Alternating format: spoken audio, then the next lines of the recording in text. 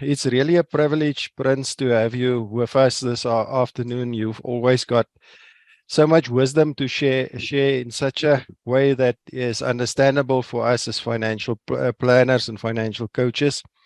And specifically on the topic of black tax and also the wisdom that you went and shared for us as South Africans at the FTA conference. We're looking forward to you sharing with us, and thank you everybody that also joined in this afternoon to share the Zoom roundtable with Prince. So thank you for your time and making time to be here. And yeah, I'm looking forward to learn again from you, Prince. So over to you. I love that picture behind you. Yeah. Thank you, Hendrik.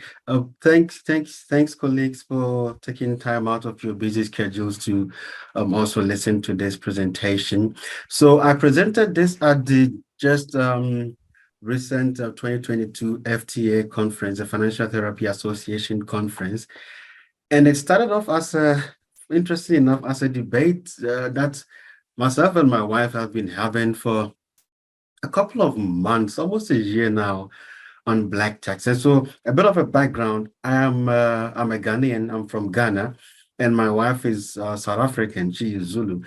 And so obviously it started off with my pretty much complete rejection of the concept of black tax. So I started off saying, look, there's nothing like black tax.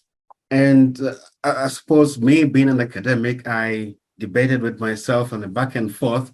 So I kept switching positions from completely saying, look here, there's no black tax. For example, if you go to Ghana, we all know that is something you have to do. You need to take care of parents and other family members. It's something you do. There's no name for it. You just do it. And if you can't do it too, you don't. You don't have to talk about it, or you either want to do it or you don't, and you're free to choose whichever option. But as we debated back and forth, I also started picking up quite interesting dynamics. And so I felt, there is a bit more into black tax than we've been currently discussing. And so that is my goal or hope with this whole research. It's still in early stages, but I think there's quite a bit that I've touched upon to kind of give it to keep the conversation going in a different dimension from what we are used to hearing. So I'll start off by defining what is black tax. Obviously, I think by now we all know what it is. So this term, interestingly, originated from South Africa, according to Wikipedia, and essentially means the extra monies that black professionals mainly have to provide to their other family members in addition to their own family obligations.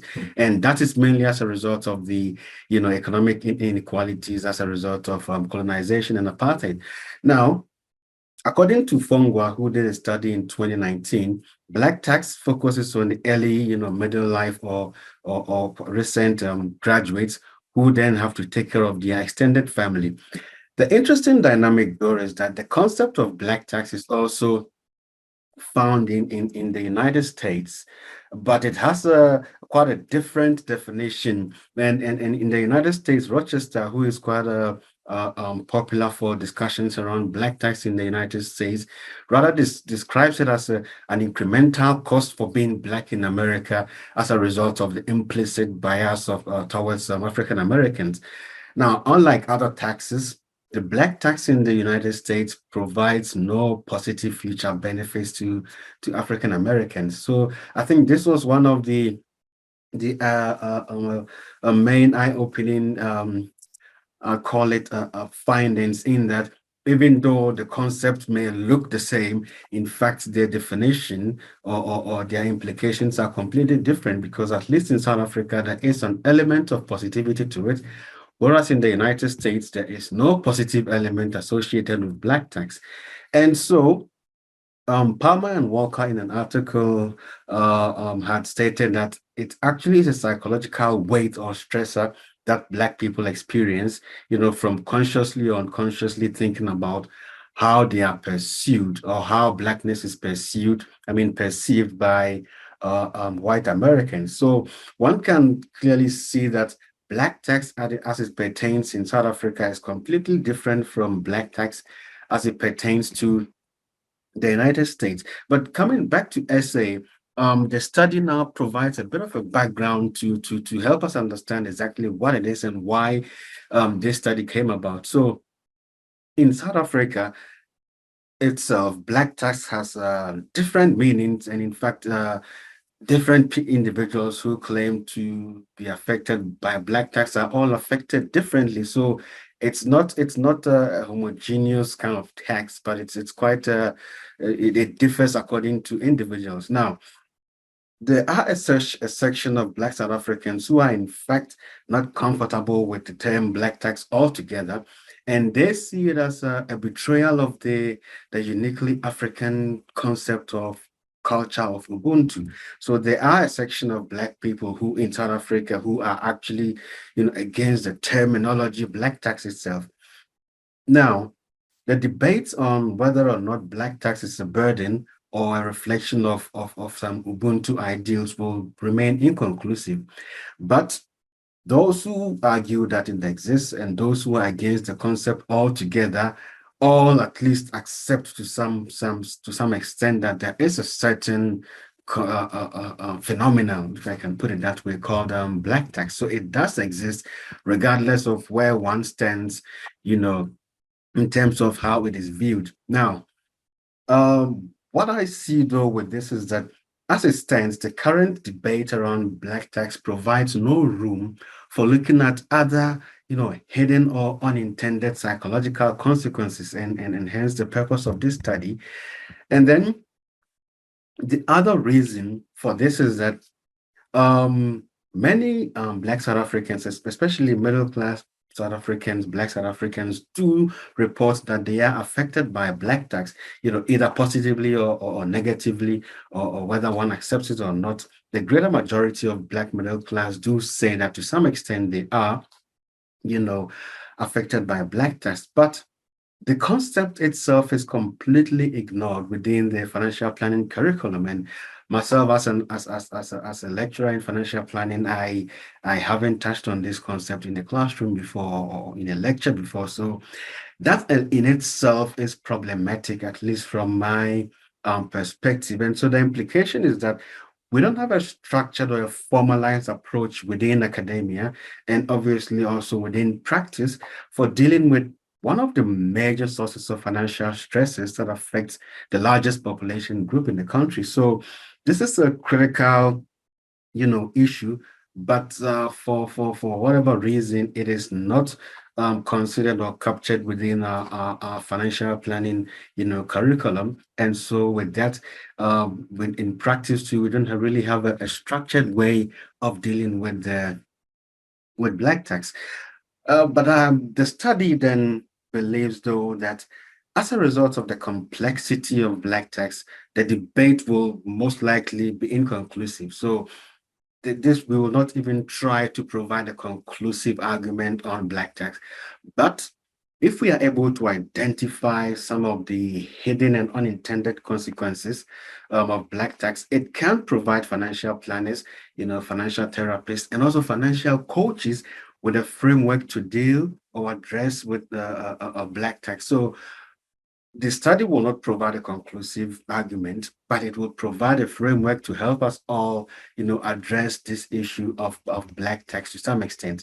So the objective is informed by sayings by Charles Kitteren, who said that a problem that is well stated is half solved. So the goal here is if we're able to, frame the issue of black tax, we could already provide half a solution to the problem. And so the goal here of my study is just to provide half the solution, knowing that the argument will still persist.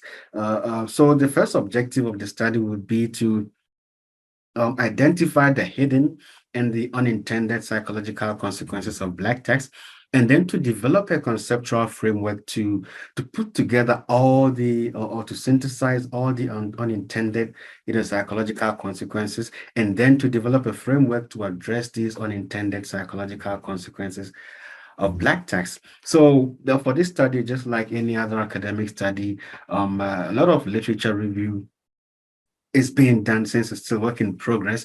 And so one of the some of the topics or concepts I looked at was the how Black text has already been captured in existing literature, what has been written about it so far. I delve into the African philosophy of Ubuntu, and then the ancestral link, which is a terminology I just created to capture, certain underlying concepts that I wanted to bring to the fore. Then I deal with the psychological concept of othering, and finally, social pressure. So I start with what has been done so far in the space of Black text. So what you would see is there hasn't been many literature, academic literature, for that matter, on Black text, but for the existing literature, I find quite a few interesting.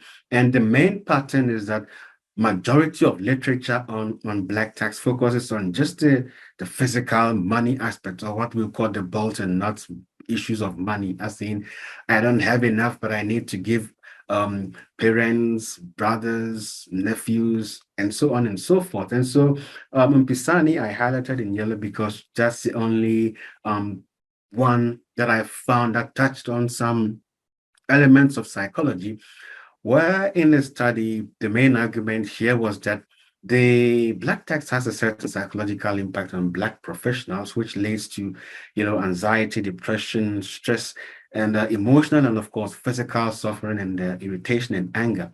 So in her study, she had concluded that people then resort to alcohol, to cope and also to escape the challenges that comes with Black text. But unfortunately, regardless of this psychological impact, therapy has not been considered as an option, to seek help, because there's a bit of a stigma attached to it still. And then also there's a certain perceived language barrier with therapists. And I suppose most importantly too, there's a lack of belief in psychotherapy itself. So that is the study that Mpisani has done. And it's pretty much was the only study that I found that touched on the concept of psychology and then how it impacts, the impact of Black text in terms of one's psychology, right? So that was the only one, but the rest all dealt with the actual, financial issues and monies and all that, which wasn't the goal, but also. I then find that there is a gap which needs to be filled as far as literature on Black text is concerned. And so in dealing with this concept, I then look at the principle of Ubuntu, because every time there's a discussion around Black text, we will almost always hear the African principle of Ubuntu mentioned. I suppose by now we all understand what it means. It translates to I am because you are, because we are. But in as much as it sounds all nice and interesting, there are still debates around Ubuntu, and this usually do not come up when we discuss Black text. So some authors, for example, argue that Ubuntu is subjective, and it's subject to varying interpretations and applications. Gates, for example, also argues that it is dynamic, and it has assumed new meanings at different points in history, and that is mainly because of the evolving social and political circumstances. Now, others still argue, for example, these authors here say that because it's rooted in indigenous African cultures, well, Ubuntu really has nothing much to offer in contemporary societies. That's because this is more reflective of a tight-knit and a predominantly rural society. So it's all nice and good, but it's not really relevant to contemporary societies. But then Metz, on the other hand, has argued that, well, it goes beyond its original context, and it has applicability in other modern discussions. So, for example, in ethics and in political philosophy. So I've seen, for example, a colleague that had done a research, a paper on Ubuntu in research methodology. So what this says is that actually Ubuntu is a concept that's still relevant today, but it's applied in different contexts, and it goes beyond its original context. Now, as we move along, we will get to see why I had to bring in this concept and the other arguments around Ubuntu. But the other main theme around Black taxes is the concept that I refer to as the ancestral link. And so I provide a definition here by saying that in this context or for this study, the term is used to capture two main concepts.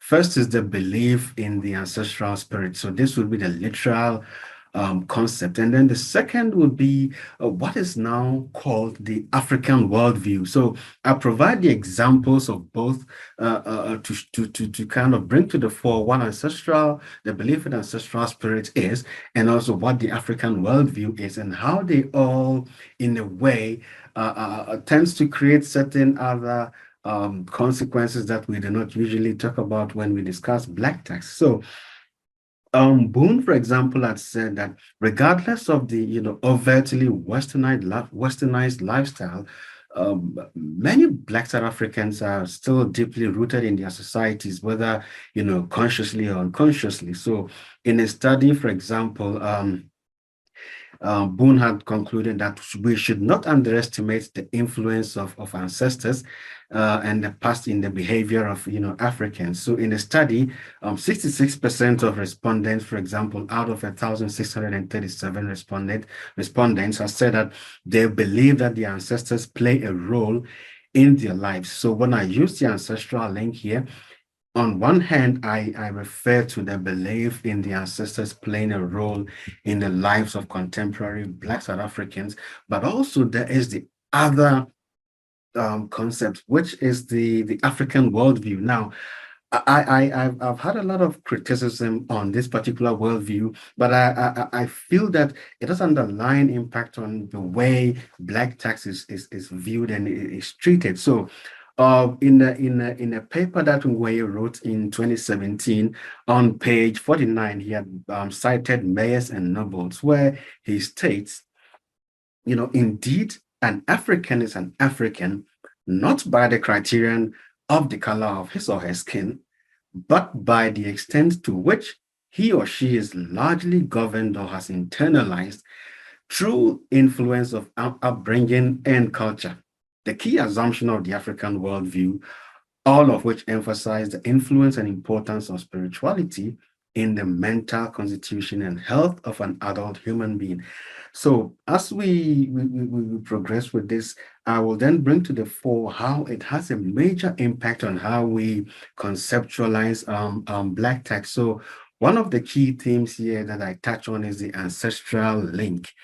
And there are other arguments here on the ancestral link, which is quite problematic. So the insistence of some African psychologists on this narrow localism and also ethno-theorizing is similar to domination. So this line of theorizing then sees African life as a self-contained, and it's characterized by some intense, almost like a hatred or antagonism, and also identity politics. And of course, it's narrow, and it's almost a closed particularism. So it kind of always seeks to create an us and them kind of argument, not making room for a cosmopolitanism, if ever there's such a word. But it creates a certain view which it's either you conform or don't conform, and especially what I find problematic with the argument that an African is not an African based on whatever criteria is the question of who gets to determine who is African, So there is a certain section of society that has now bestowed on themselves or the power to define who an African is and who isn't an African, which has an underlying consequence or impact on Africans, which sometimes we don't really discuss or bring to the fore. So Makubela then goes on to say that this approbation of the locution African and traditional in some African psychology literature. And interestingly, in literature, there's been now lots of writes up on the African worldview. So you see lots of African, the term African and traditional always being used. Now, this though has a tendency of invoking a certain kind of essentialism, and I'll delve into that a bit more. So Fanon, for example, then argues that the cultural side of the African personality is important only if there's a social and political element to it and located within the global condition of the human being. So the concept of pushing for a certain worldview which is narrow and a reminiscence of some kind of essentialism becomes then problematic. It doesn't allow for a globalized out view of a human being, which essentially then means that, well, Africans first are humans, and so there would be certain similarities with other races, for example, and these should not be excluded from the whole being of African, And again, Wilson then argues that culture is dynamic. Therefore, it has to reconstruct itself in the system in which it exists. I mean, it must reconstruct itself if the system in which it exists is reconstructed and rearranged. So he goes on to say that some of us get in trouble because we want to find an African culture stuck somewhere back in the 13th century and want to apply it to ourselves at this point in a different context. And so I'm bringing all these in because it's what I refer to as the ancestral link, where there seems to be a certain holdback on who an African is, how an African must behave. And it almost always ignored the fact that an African, regardless of his or her worldview, still functions within a certain global space, and of course, ultimately is a human being who has also similarities with other, human beings. And this has to be accepted even within the arguments of an African, worldview. So in essence, African culture is not just a pure, homogeneous and monolithic phenomenon. As a result of colonization and globalization, African cultures all have been diluted. And pretty much all cultures, and not just African cultures, to start with. Therefore, one will almost not find a pure traditional African culture in the strict sense of the word. And again, the communalistic values have almost dissipated in pretty much every African society. So that pure communalism, that Ubuntu, as we romanticize it, it's almost always observed in only rural African societies and pretty much non-existent in urban African communities. Now, that is according to Kamwan Gamalu, who wrote this paper in 1999. Now, again, as we progress, it will all, tie up to why it led me to do this research. Then I touched on the concept of othering. So, othering describes a phenomenon where some people or groups are viewed as not fitting in, within the norms of a social group. Now, how does this play up in the concept of black ties that I'm trying to discuss here? Now, going back to the African worldview, because of this pervasive sentiment that the African worldview is an essential condition for African psychology, as it stands now, it's not unusual. And funny enough, it's not even offensive for an African psychologist to postulate that Africans think like this or Africans think like that, or whatever the case may be. So, in any other setting or any other context, one may find it offensive to say a group of people think this way or that way. But interesting enough, within the African psychology, you would almost always come across assumptions or statements that Africans think like this or Africans think like that. And I particularly find that problematic, especially with Ngoye's paper where he states an African is not an African just because of his skin color, which then makes me ask, but who gets to determine who an African is. I mean, if you tell me I'm not African because of my skin color, because I don't believe in A, B, or C, then you are creating a certain problem or othering where you are almost ostracizing certain groups within a group because they don't conform to a specific view that one has created. Right now, the unfortunate problem with this kind of thinking, though, is that it reinforces othering by insisting on identity politics and difference. So, if a person then doesn't conform to this specific African worldview, then as Ngoye had said, for example, it doesn't matter whether you have a black skin, you're still not African. Then what makes you? Now, we've never thought about its underlying psychological impact, and maybe one of the reasons why it becomes difficult to really deal conclusively with the concept of black tax. But I will delve into that in a bit. So now, Makubela then concludes, therefore, that as a result of this anti-universalist, politics of difference, we now unwittingly then concede to a notion of this ontological exclusivity, where Africans are then viewed as primitive and superstitious, and therefore condemns Africans to, the periphery of science and reason, because it's almost always that whenever we discuss concepts relating to African or an African, we're going to talk about ancestors. We're going to talk about superstition and nothing science related or reason related, which is problematic. And I still find that today, where when I started the whole research on financial planning from African customer perspective, I almost always find colleagues then raise uh,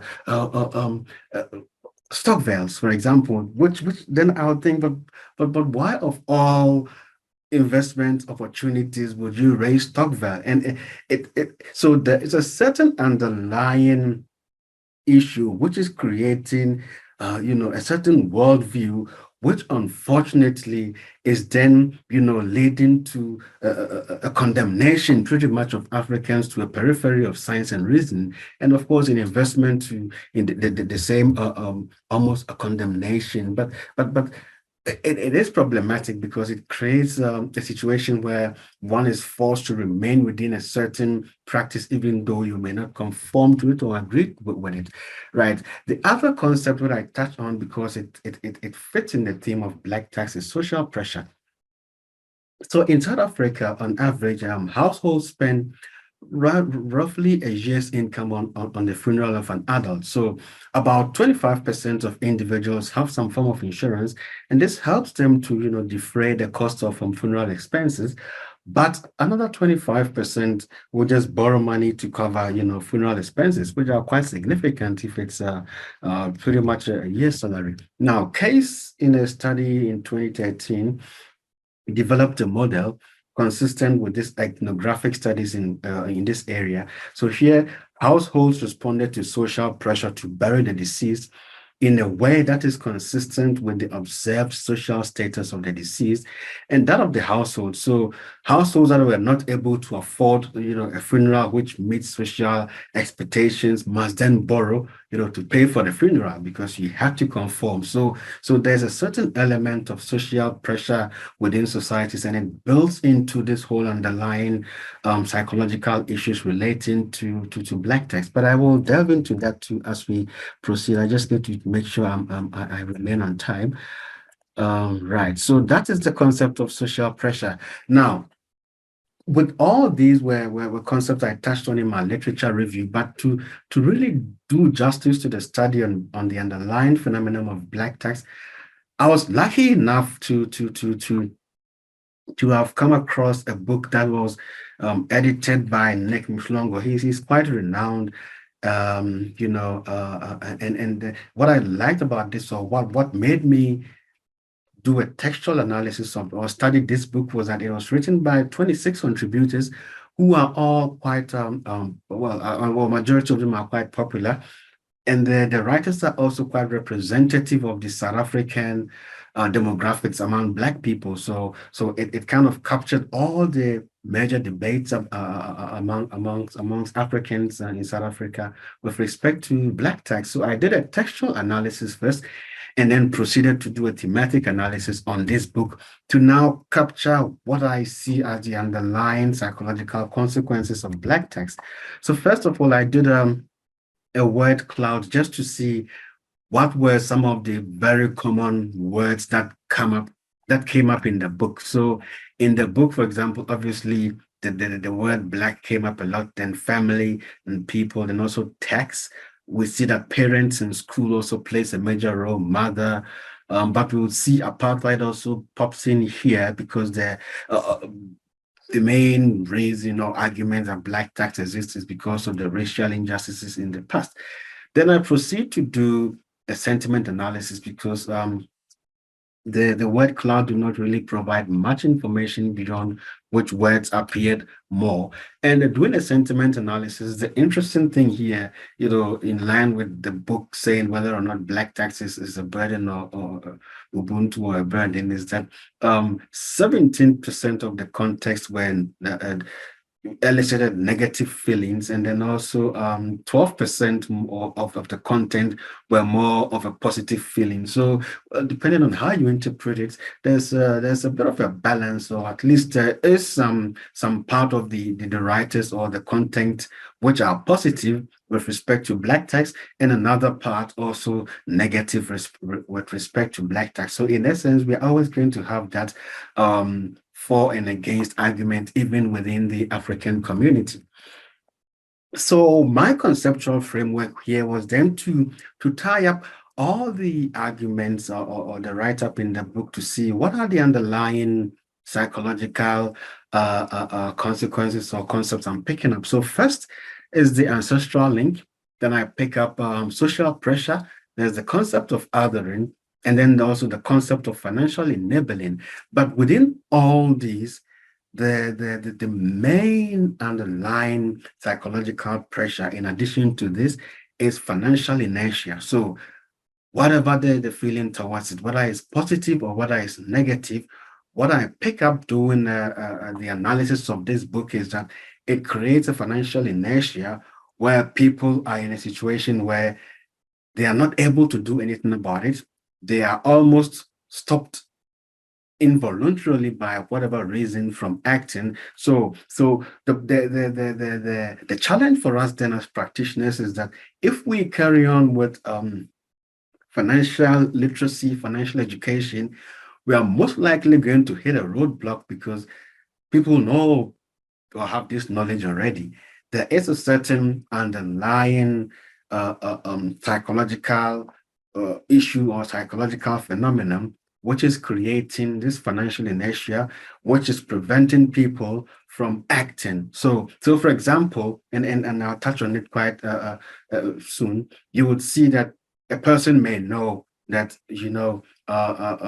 this extra expenses that are being expended on a distant relative is just money going to the drain, but cannot stop himself or herself from still literally, putting money to the drain. And so the underlying psychological, phenomenon here is that it's creating this financial inertia. And of course, that's because the concept has been popular and being discussed over and over again, but you never hear any more conclusive discussions around it, where once we mention black tax, we can say, okay, with black tax, you either resort to solution A or B or C or D. It almost always creates a situation of a helplessness. And this is what I try to touch up in my study. So one of the underlying psychological issues, noting that Africans do have either consciously or subconsciously have a strong attachment to the society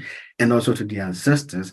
The ancestral link now is creating a situation where we are seeing some form of inertia or othering. So on page 5, Nick Mshlongo, for example, then writes that there is the viewpoint that links black tax to the place and role of the ancestors. To look after family members is to keep the spirit of the ancestors alive and to ensure continuity between the past and the present. it keeps the Black family intact. Some authors therefore believe this way of life is something Black South Africans should be proud of. So essentially, and as you look at this text, it's basically saying that you have to, because you need to keep the ancestors alive. Now, we've already touched on the importance of a belief in the ancestors in even the contemporary African person's life. And so, if one then is confronted with a situation where you need to keep the spirit of the ancestors alive, then you just have to do it. So the ancestral link in itself is creating a certain underlying feeling which keeps one pretty much, stuck in a situation where you cannot even attempt to address your Black text as you know it. Now, Nick, again in page 2 of his book, then also states that they had no choice. And these were all writings by the authors. So basically, they are discussing how they view Black text. So here he states that they had no choice because the only way to keep the spirits of our cultures alive was to perform this duty of looking after us. Failing in this obligation would mean that our ancestral spirits who planted the seed of continuity in our family would be tied to useless corporeal bodies. If this happened, our family would lose its legacy because no ancestral soul had been kept alive, and thus the spirit could not be guided to return to the communal family structure. To me, this represents the natural cycle of African life. It ensures that the family, root, and communal structure are not destroyed by the so-called alien civilization of an individualistic life. So as you look at this, it almost shows then there is a certain obligation beyond financial. I mean, you are responsible for keeping the ancestral souls alive. You are responsible for the continuity of the family. But all these means that you have no say in the tasks, of course, that have been bestowed onto you. So this then points to this ancestral link that I captured in my literature review to say that the concept of Black tax goes beyond financial issues to then capture other issues and concepts beyond money. In fact, Black tax, as we know it, has nothing to do with money. That is my feeling outside of research. As I delve into the discussions, there is a certain underlying psychology where it has nothing to do with money. But in the superficial discussions we hear on television, it's always about money, always about money. But in depth, as we try to unravel it and pour through what Black tax really is, we're seeing, for example, the need to keep the ancestral souls alive. This has nothing to do, with money. And again, unfortunately, with all these, this is just one aspect of the psychology. There's also financial enabling, and this all I captured in the book. So this is not just the concept or theories I'm pulling out, but the experiences of people talking about Black tax in the book. I start picking out certain psychologists to say, oh wow, she's talking about money or he's talking about money, but actually what is going on here, for example, is an ancestral link, or we are saying financial enabling. So on page 40, another author, Nokubunga Mkize, says, today, it is so wonderful to be able to take care of everything at home. Although, I must say, it can get a little frustrating at times. It mostly has to do with my 42-year-old brother, Jomo, who still lives with us. And yes, it's our responsibility. Now, Jomo is the hood rat king. He's the hood rat king. In fact, he's beyond a hood rat. He's beyond being a hood rat. He's like a living ancestor. And again, note the term ancestor. He's like a living ancestor looking over all of us, but never committing to a job. Jomo can cook all 3 cows on his own, but can't keep a job for more than 3 months. So what we are seeing here is another person that's almost stuck in this financial inertia, but unable to make a decision because Jomo is a living ancestor. And regardless of how much, and as you read this section, Jomo is pretty much somebody who is irresponsible. He's 42 years. He does get jobs, but when he gets paid on Friday, he only pitches up at work the following 2 weeks Monday. He likes to drink his money whenever he gets it.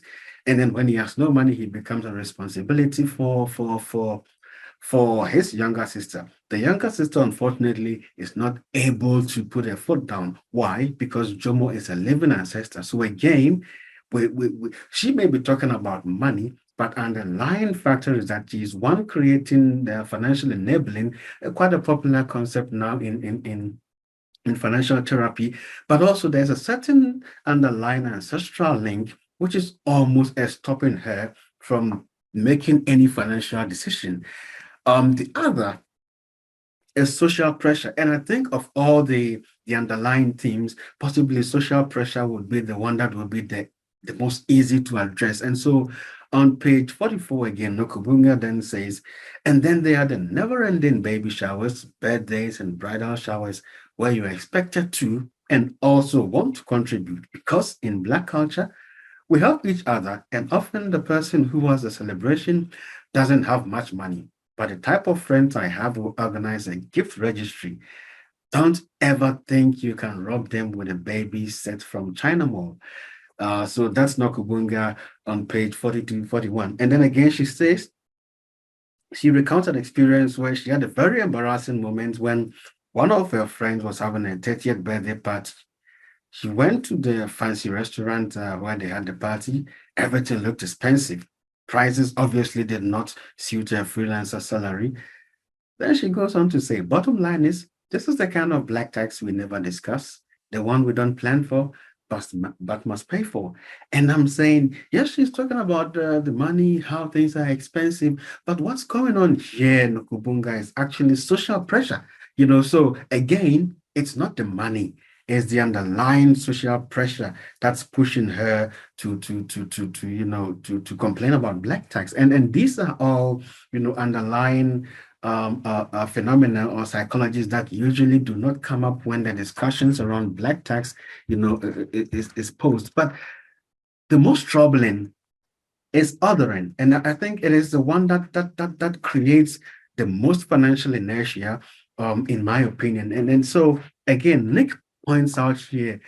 He says, however, I have a problem with the term black tax. For me, this gesture should be called family upliftment, and it should be traced to the place where the past, the present, and the future of our entire universe, as communal Africans, as communal African people are tied together. An African person who tries to circumvent this communal life that we inherited from our ancestors as family responsibility is like a tree without roots. I don't want to be a tree without roots.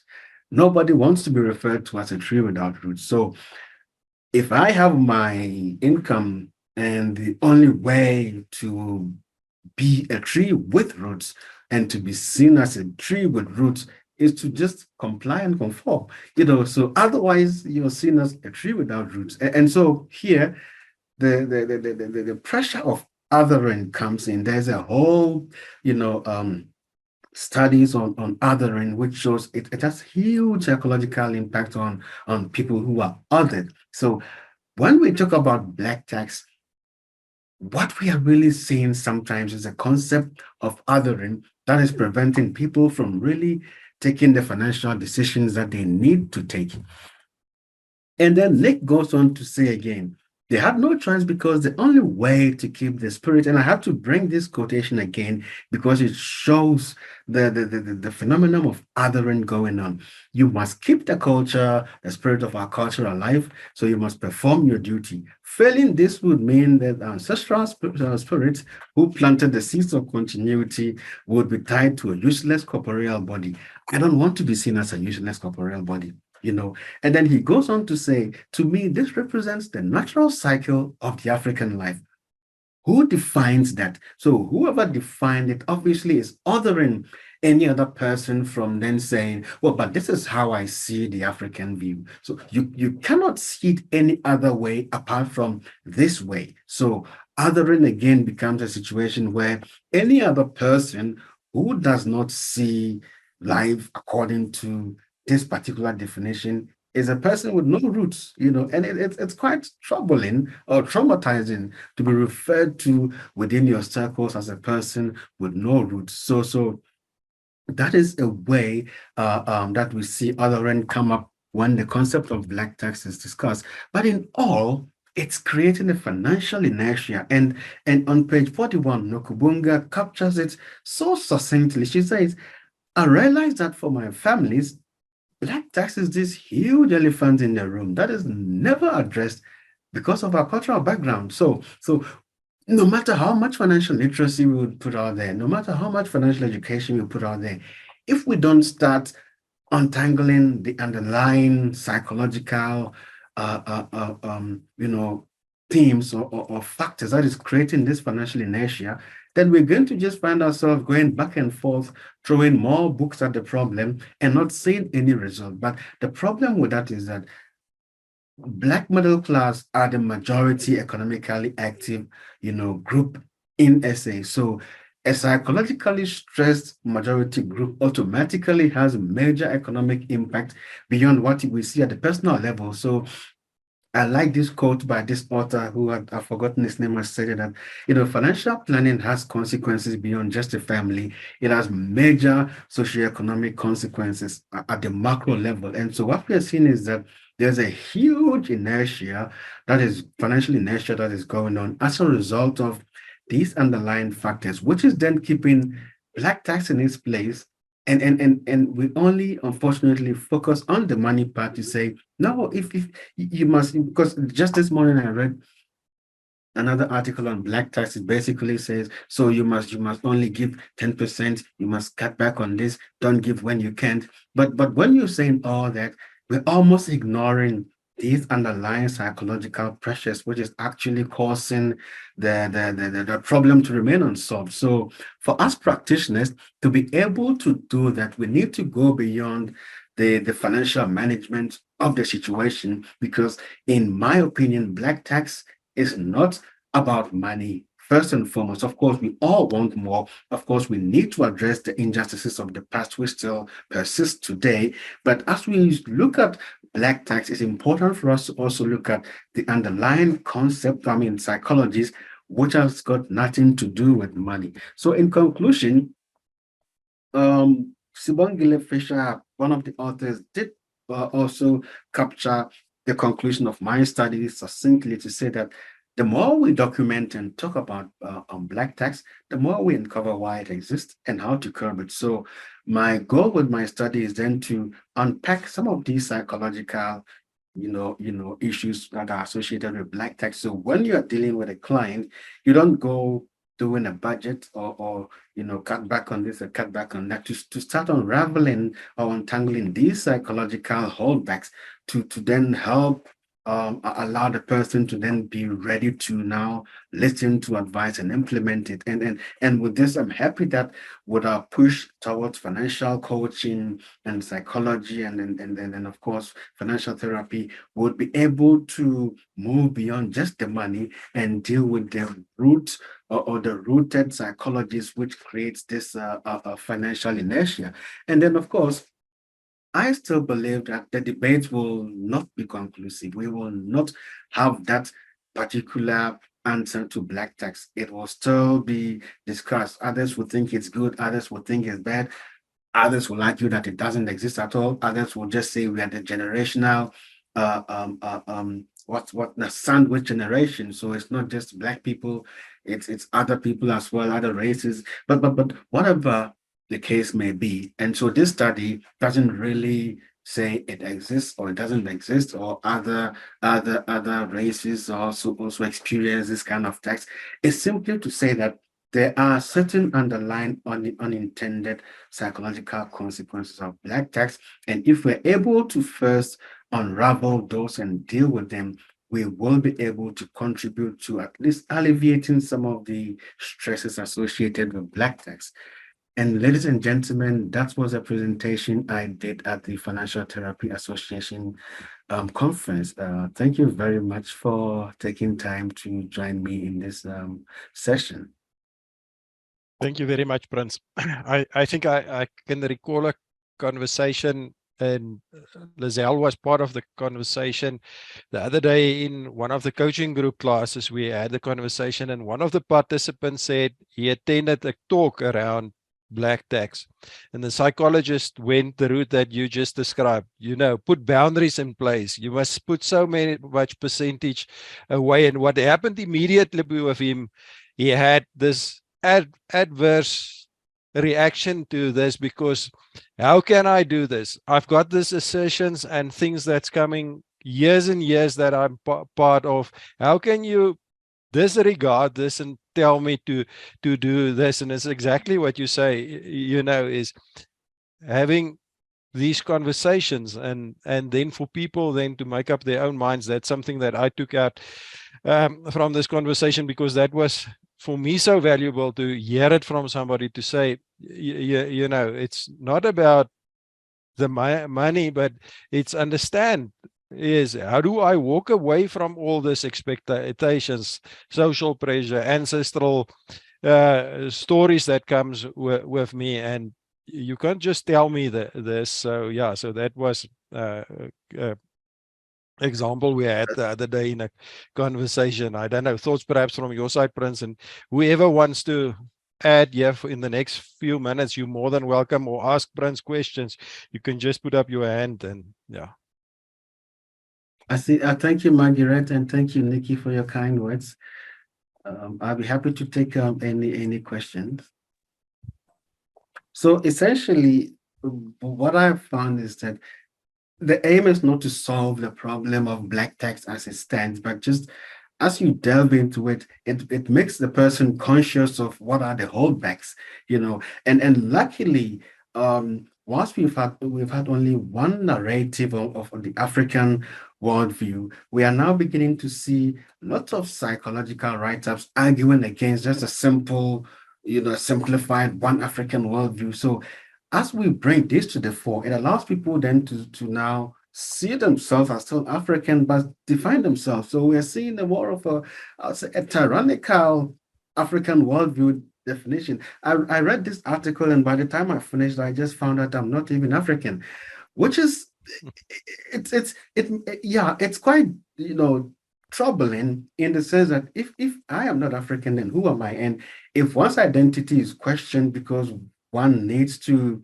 deal with their finances, you kind of find yourself in a situation where you refuse to deal with it, and then it becomes a stranglehold on you. But what we're looking to do then is to challenge the African worldview, discuss other arguments in African psychology, which is universalist, which says, let's start off first by looking at the human worldview, build on it. We all have certain beliefs, but we build them over time, we create them over time, we adjust them over time. And I suppose with such discussions, it allows us then to go beyond just allocate X amount to your uncle, allocate Y amount, to let the person then take hold of his Africanness, because there's a hijacking of Africanness, which I believe once we're able to deal with that, the rest will fall in place, which will allow individuals to avail themselves to all these wonderful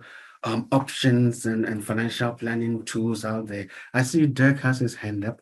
I'm sorry, I sometimes I just get carried away and I go over and over. Hi, Prince. Sorry, I joined a bit late, but really, really interesting. And I think I would agree with you that I don't think there's a simple answer to this. And a lot of what you said and those statements, the research you've done, and then also our own experience, both with staff members and with clients, with Black clients, African Black clients, let's say, because I'm African, I was born here, but I'm not sure if I'm African now, is that there's a very fine line between how this is handled by families sometimes and then actual financial abuse. And I mean, I've certainly seen that in some cases where it has not got to do with it's all about the money and it's not about anything else. Yeah. And I've seen the pressure that it puts on young Black professionals.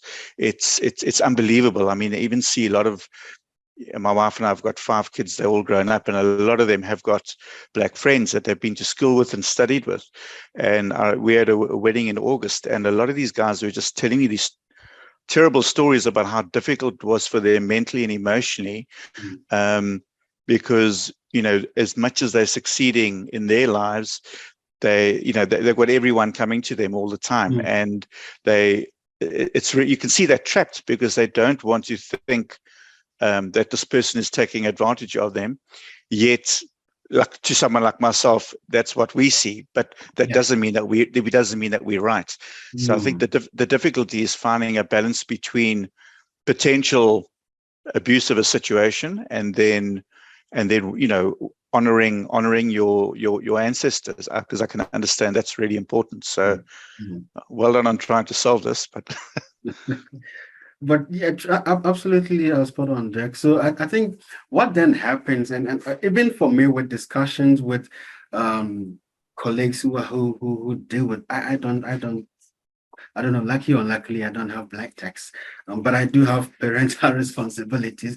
But once I think what's happening now is there's only one narrative of the whole concept of ancestral spirits being kept alive, and with the growth in African psychology, which now is giving us different views, it would be helpful then to say, hey, but you know, this isn't the only view of keeping the ancestral spirits alive. There are other arguments, and once, for example, I'm able to say break the ancestral link, as I put it, it becomes easier for the person to then say, well, I can then allocate A, B, C, X amount to uncle, to who I can't afford this. Because for me, for example, since I more or less have no ancestral link, if I don't have it, I'm not giving it. And I feel there's nothing, there's no roots being uprooted.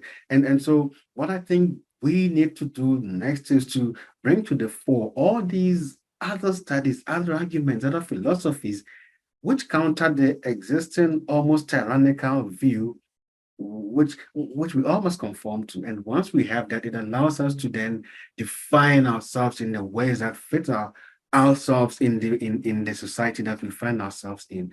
But ultimately, the underlying psychology is first. One may find it is the ancestral worldview. Others may find if it's social pressure, it's a bit easier. If it's financial enabling, for example, I don't think any person will want to enable a living ancestor to be continually irresponsible, because it also has spiritual consequences. And so these debates, as we bring the other side to the fore, could help us understand it a bit more, and hopefully to deal with it a bit better.